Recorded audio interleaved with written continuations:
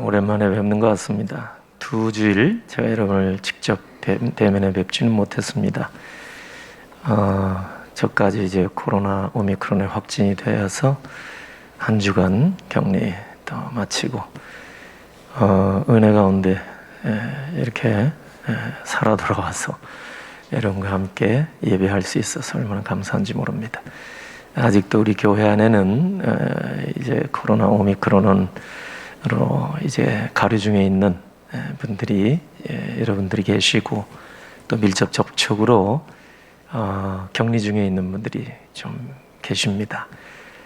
계속해서 기도 많이 해주셔서 이 어려움을 속히 우리 모두가 다 극복하고 더 건강한 모습으로 밝은 모습으로 또 이제 조만간에 함께 한 자리에 다 모여서 정말 하나님이 주신 그 참 기쁨의 복락을 우리 믿음의 공동체 안에서 누리게 되기를 바랍니다. 오랜만에 이제 히브리서 말씀을 드리게 됐는데 특별히 히브리서 2장 말씀은 예수 그리스도께서 구원의 창시자요 완성자라는 사실을 선포하십니다. 예수님이 우리를 구원해 내시려고 인간의 몸을 입고 이 땅에 오셔서 우리 인생의 가장 근본적인 문제를 해결해 주셨습니다. 우리를 가로막고 우리의 구원을 가로막고 있는 우리의 주적인 사단 마귀, 우리의 대적 이 마귀를 예수 그리스도께서 제거해 주셨습니다. 그것은 십자가 죽음으로 사망 권세를 깨어주심으로 이루어 주셨습니다. 우리의 첫 번째 대적이 바로 죄이기 때문입니다. 예수 그리스도께서는 우리에게 있는 근본적인 문제인 이 죄 문제, 십자가의 대속의 죽음을 죽으심으로 해결해 주셨습니다. 본문 11절 보니까 거룩하게 하시는 이와 거룩하게 함을 입은 자들이 다한 근원에서 났다 이렇게 말씀하는데, 거룩하게 하시는 이는 예수 그리스도이십니다. 그리고 거룩함을 받은 입은 자들은 바로 우리를 가리키는 말씀입니다. 예수 그리스도께서는 어떻게 우리를 거룩하게 하십니까? 우리는 죄 때문에, 죄의 오염으로 말미암아 거룩성을 잃어버렸어요. 근데 예수 그리스도께서 우리 십자가 보혈로 우리의 모든 죄를 다 용서해 주셨고 씻어 주신 것입니다. 그래서 우리가 하나님 앞에는 거룩한 자로 이렇게 나올 수 있게 된 줄로 믿습니다. 예수님은 요한복음 1장 29절에 보니까 요한이 세례받으러 나오는 예수님을 향해서 선포한 말씀이 있죠. 보라, 세상 죄를 지고 가는 하나님의 어린 양이로다. 그러니까 예수님은 세상의 모든 죄를 홀로 짊어지고 가신 분입니다. 짊어지고 간다는 것은 고통스럽고 이게 아니라 우리의 모든 죄를 다 제거해 주신다 그 뜻입니다. 그러니까 우리의 죄 문제를, 근본적인 죄 문제를 해결해 주신 분이 예수 그리스도. 두 번째 우리의 대적은 바로 죽음입니다. 죽음. 우리에게 가장 큰 공포는 죽음일 것입니다. 근데 예수 그리스도는 우리에게 있는 죽음의 문제를 해결해 주셨습니다. 평강의 왕이신 예수 그리스도께서는 모든 공포 내게 물리쳐 주시고 참된 평강을 우리가 주를 믿을 때 허락해 주시는 줄로 믿습니다. 오늘 본문 14절 15절에 보면은 이 죽음의 자리까지 예수님이 가신 것은 우리의 모든 죽음의 공포도 물리쳐 주시려고 예수 그리스도께서 십자가 죽음의 자리까지 나아가셔서 사흘 만에 다시 살아나셨다고 말씀합니다. 세 번째 우리의 대적, 우리의 주적은 누구냐면 사단 마귀입니다. 마귀는 처음부터 속임 자라 요한계시록 12장 9절이 말씀합니다. 마귀는 온 천하를 꿰는 자입니다. 처음부터 속이는 자예요. 지금도 공중의 권세를 잡고 세상을 미혹하고 속입니다. 그래서 세상은 지금도 그 마귀의 미혹과 거짓에 다 넘어갑니다. 그래서 예수 그리스도를 믿지 않도록 합니다. 예수 그리스도는 그런 사악한 마귀를 제거해 주신 줄로 믿습니다. 생사여탈권이 마치 마귀 사단에게 있는 것처럼 우리를 속이는 일을 저지르고 만 거예요. 사단이 죽음의 권세까지 쥐고 있는 것처럼. 그래서 예수 그리스도께서 십자가에 달려 죽으심으로 사망 권세를 깨신 거예요. 그런 마귀의 머리를 치신 것입니다. 그래서 사흘 만에 사망 권세를 이기시고 부활하셔서 우리에게 소망을 주신 줄로 믿습니다. 이렇게 놀라운 권세와 능력을 가진 성자 하나님 우리 주 예수 그리스도께서는 죄 문제에 자유롭지 못한 연약한 우리를 이제 하나님의 자녀되는 권세 얻게 하셔서 오늘 11절 말씀대로 우리를 형제라. 왜냐하면 예수님도 독생자 하나님의 아들, 우리가 예수 믿을 때 우리도 하나님의 자녀되는 권세, 그러니까 예수님은 우리를 형제라 부르기를 부끄러워하지 아니하신다고 말씀하고 계십니다. 죄와 사망의 올무에 매여서 죽음의 공포 속에서 자유롭지 못한 연약한 우리 인생을 가리켜서 예수님은 형제라. 그리고 아직도 마귀 사단의 미혹과 유혹에서 자유롭지 못하고 늘 넘어지고 자빠지는 우리를 가리켜서 우리 주님은 형제라 이렇게 불러주시니 이게 얼마나 놀라운 은혜입니까? 오늘 11절 보니까 그러므로 형제라 부르시기를 부끄러워하지 아니하신다. 왜 그런가 보니까 다 한 근원에서 아버지로부터 났다 그 말이에요. 독생자도 오늘 우리도 그 예수 그리스도를 믿을 때 하나님의 자녀되는 권세를 우리가 받았으니 예수님은 그걸 귀히 보시고 여기시고 우리를 형제라 이렇게 불러주시는데 이는 진실로 복음입니다. 복음. 우리가 그런 은혜를 받을 자격이 되겠습니까? 결코 그렇지 못한데 우리 주 예수 그리스도께서는 우리 연약한 우리 인생들을 형제라. 사실 예수님의 수제자였던 베드로도 보니까 마태복음 26장 72절에 예수님이 로마 군병에 잡혀 체포당했었을 때 나는 그 사람을 알지 못하노라. 주님을 부인했던 사람 베드로, 수제자, 예수님의 수제자 아닙니까?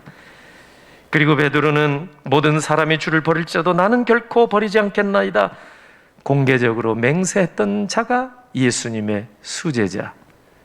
우리도 예수를 따르기 때문에 제자, 별다를 바가 없습니다. 특히 작은 유익 하나가 놓고도 예수의 이름을 드러내지 못하고 사는 것이 우리의 연약한 인생 아니겠습니까? 그런 우리를 향해서 형제라 부르시기를 부끄러워하지 아니하신다고 말씀하셨으니 이것이야말로 복음인 줄로 믿습니다. 마태복음 28장 10절에 보면은 부활하신 주님이 무덤을 찾아온 여인들에게 하신 말씀이 나오는데 이에 예수께서 이르시되 무서워하지 말라 가서 내 형제들에게 갈릴리로 가라.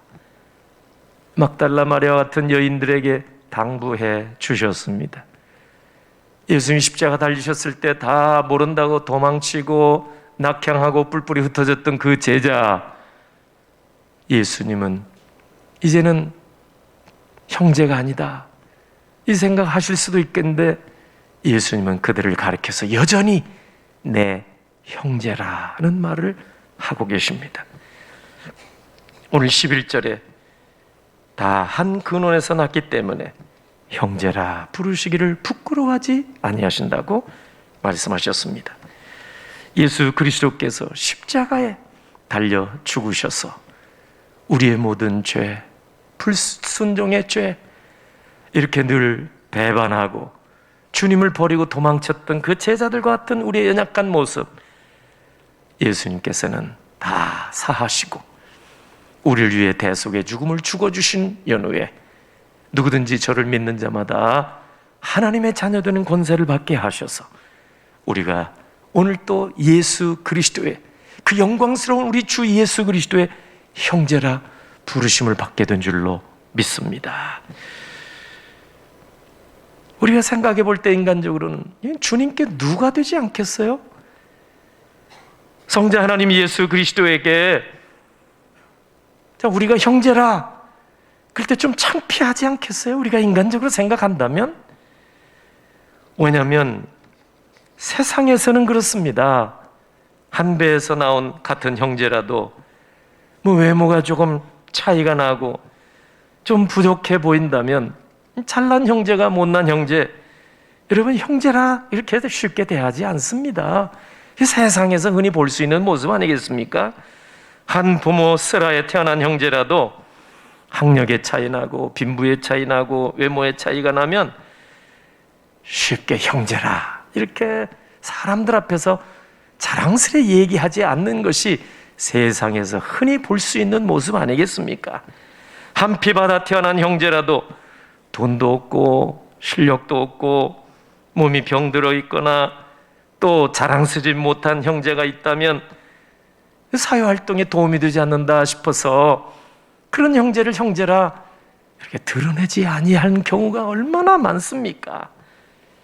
그런데 우리 주 예수 그리스도께서는 이렇게 형편없이 부족하고 모자란 우리들을 여러분 형제라 부르시기에 부끄러워하지 아니하신다고 하셨으니 이보다 더 큰 은혜가 어디 있겠습니까? 주님은 여전히 우리를 가리켜 형제라 자매라 이렇게 부르고 계신다는 사실입니다. 얼마나 이게 귀한 일입니까? 세상은 잘못된 형제 관계를 가지고 있습니다. 인류의 처음부터 가인 때부터 형제를 쳐 죽이는 일, 여러분 그게 인류의 첫 시조의 모습 아닙니까? 잘못된 길로 인류가 시작이 된 겁니다. 그러나 둘째 아담으로 오신 예수 그리스도께서는 잘못된 형제관계를 바로잡아 주시고 세상에 내놓을 것 없는 부족한 우리를 가리켜서 형제라 부르시기에 부끄러워하지 아니하신다고 약속하고 계신 것입니다. 벌레만도 못한 우리를 당신의 형제라, 우리도 우리 형제 그렇게 부르기가 쉽지 않은데 주님은 우리를 지금도 이렇게 부르고 계신다는 사실에 얼마나 감사한지 모릅니다. 12절 보면 이르시되 내가 주의 이름을 내 형제들에게 선포하고 내가 주를 교회 중에서 찬송하리라.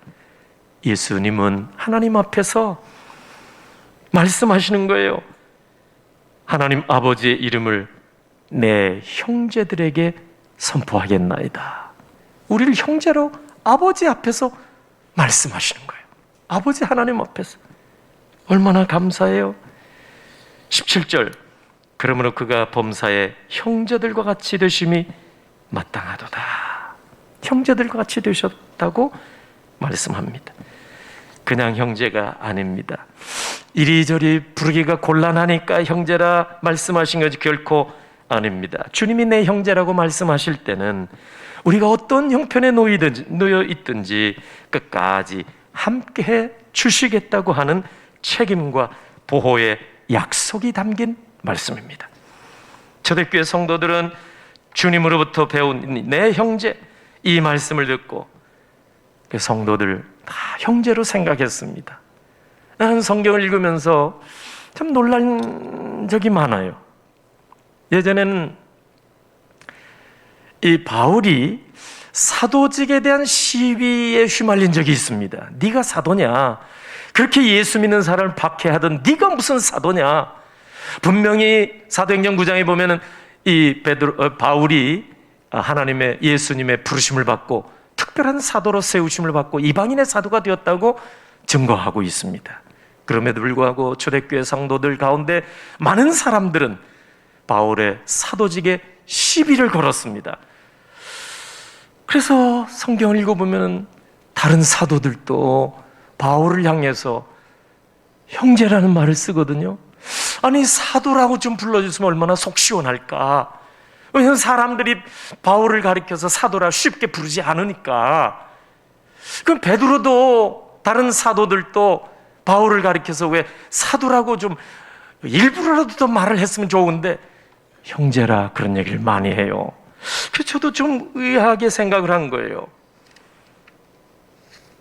베드로후서 3장 15절 보니까 베드로가 말합니다. 또 우리 주의 오래 참으심이 구원이 될 줄로 여기라. 우리가 사랑하는 형제 바울도 그 받은 지혜대로도 얘기같이 썼고, 아니 베드로가 좀 사도의 대표니까 바울을 좀 인정하도록 바울 사도, 예수 그리스도의 종, 사도 바울 뭐 이렇게 칭했으면 얼마나 좋겠어요. 그런데 베드로도 바울을 가리켜서 우리 형제라 얘기를 하는 거예요. 그래서 이 베드로가 바울의 사도직을 의심하는 것인가? 여러분, 아닙니다. 오히려 더 깊은 뜻이 있습니다. 오해해서는 안 됩니다.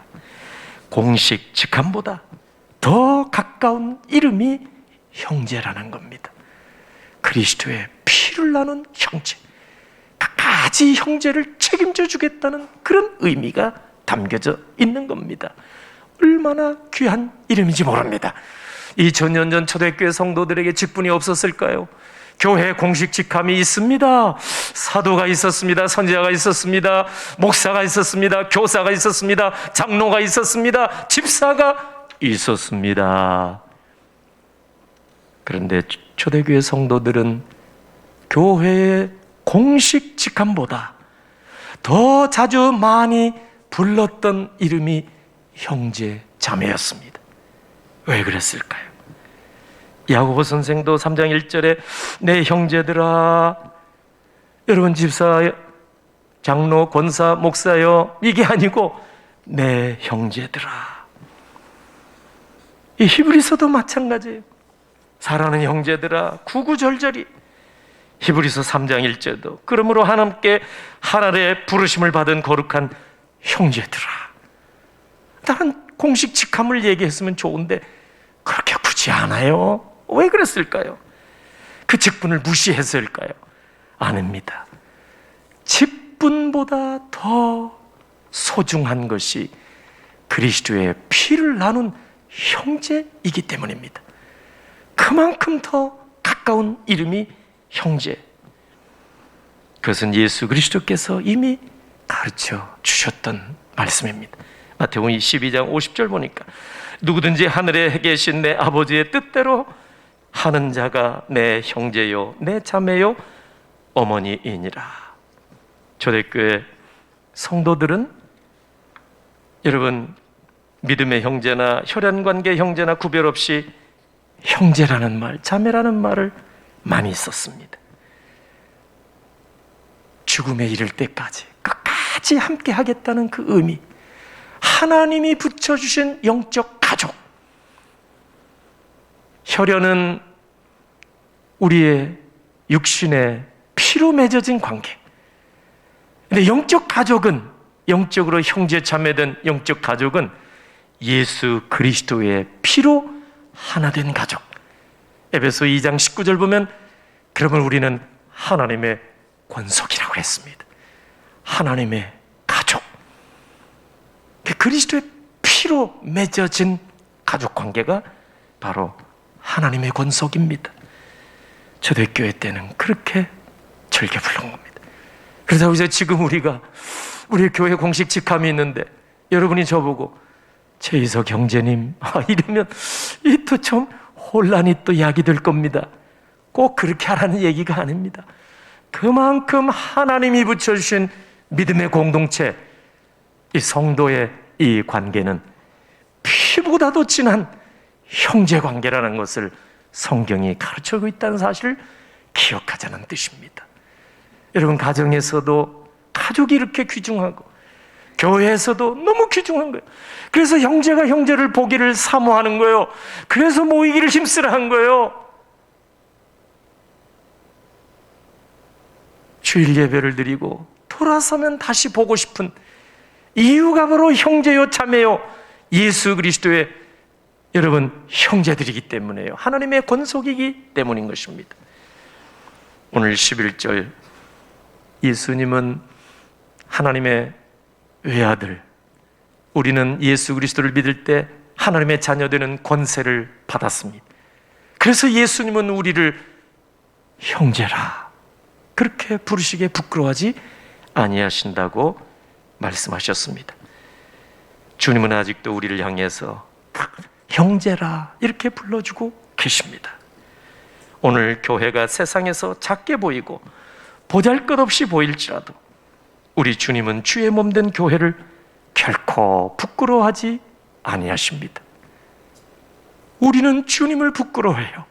우리는 교회를 부끄러워해요. 오늘 이 험한 세상 속에서. 그런데 이렇게 부족하고 배반 많이 하고 불순종의 대명사인 우리를 향해서 주님은 부끄러워하지 아니하시고 내 형제, 내 형제, 지금도 여전히 말씀하고 계십니다. 오늘 교회의 치부가 드러나듯이 세상 앞에서 손가락질 당하고 부끄러움을 당하고 있지만은 하늘의 대제사장이신 예수 그리스도, 교회의 머리가 되시는 예수 그리스도께서는 지금도 오른손에 7뼈를 붙드시고 7 금촛대 사이를 거닐고 계시는 줄로 믿습니다. 왜냐하면 주님은 교회의 머리가 되시고 주님은 교회 안에 있는 우리를 지금도 형제라 여겨주시기 때문입니다.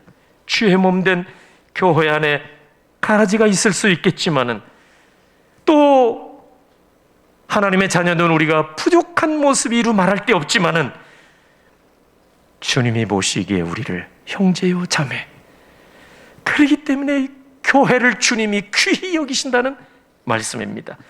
사단 마귀는 우리의 부족함을 보고 하나님 앞에 참소합니다. 사단 마귀가 우리를 얼마나 우습게 여기겠습니까? 넘어지고 자빠지고 죄 많은 인생이니. 그러나 사단 마귀가 교회를 아직도 무너뜨리지 못하고 있는 이유는 우리 주 예수 그리스도께서 십자가에서 피 흘려 우리를 구속해 주시고 우리를 형제 삼아 주셨기 때문입니다. 사단 마귀가 아직도 교회에 손대지 못하는 결정적인 이유가 바로 그것입니다. 주의 피로 값주고 세우신 교회, 주의 피값으로 우리를 자녀되게 하사 예수 그리스도의 형제되게 하셨기 때문에 사단 마귀가 교회에 해하지 못하는 겁니다. 손대지 못하는 겁니다. 그래서 우리 성도들이 존귀한 것이고 믿음의 백성들이 존귀하고 보배로운 존재가 되는 것입니다. 세상은 주님 다시 오실 때까지 교회를 결단코 해하지 못할 것입니다. 핍박은 있어도 교회는 결코 무너지지 않을 줄로 믿습니다. 환난은 있어도 교회는 결코 무너지지 않을 줄로 믿으시기를 바랍니다. 왜 그렇습니까? 그것은 바로 주님이 피로 값주고 우리를 죄에서 건져내 주시고 하나님의 자녀되는 권세를 주시고 우리를 당신의 형제 자매로 세워 주셨기 때문입니다. 그래서 지금 세상이 비난하고 욕하고 있을지라도 이런 교회를 우리 주님은 부끄러워하지 않습니다. 기억하십시오. 그러므로 우리도 주님을 부끄러워해서 안 될 것입니다. 환난이 와도 핍박이 와도. 그리고 우리는 믿음의 공동체에서 하나님이 허락해 주신 영적 가족, 믿음의 가족을 결코 부끄러워해서는 안 됩니다. 다른 분들의 신앙의 삶의 모습을 이렇게 우리가 곁눈질해서 보고 쉽게 판단하면 안 됩니다. 우리 눈에 부족해 보일지라도 주님은 그분을 위해서 십자가 보혈을 흘려주셔서 피로 값주고 사시고 하나님의 자녀되는 권세를 주셔서 우리 형제 자매되게 하셨기 때문입니다. 우리가 다 할 수가 없습니다. 우리도 연약한 자들 가운데 하나가 되기 때문입니다. 그런 우리를 주님이 부끄러워하지 않으신다는 사실. 오늘 이 아침에 세상은 갈수록 주님을 떠나고 교회를 떠나고 믿음의 공동체를 버리는 일이 많이 있을 것입니다. 바울도 평생에 부지런히 복음을 전했지만 데마도 세상을 향해서 나를 버리고 가고 그리스에도 가고 누구도 가고 오직 누가만 나와 함께 있느니라. 가슴 아픈 이야기 아닙니까? 위대한 사도 바울에게도 그런 외로움이 있고 아픔이 있었다면 오늘 이 시대의 교회에는 그런 외로움, 아픔이 없겠습니까?